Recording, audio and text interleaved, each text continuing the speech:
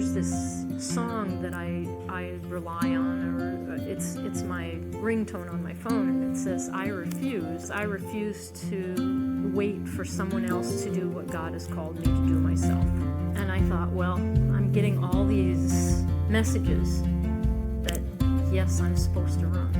And so I said, okay, I will do it. And so that's where we're at now.